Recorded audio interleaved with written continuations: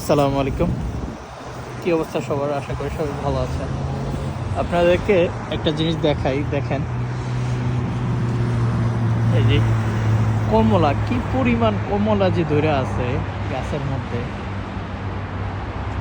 তারপরেও কেউ মানে আছে না যে যে একটা দেখি কি অবস্থা, নেই পারি, কেউ ধরে না। সবাই যার যার মতো চলে যাইতেছে সাইড দিয়ে, অনেকে ভিডিও করতেছে। এই একটা ছোট একটা গাছ, মানে ডাল নাই, তারপরে দেখেন এখানে কতগুলো কমলা।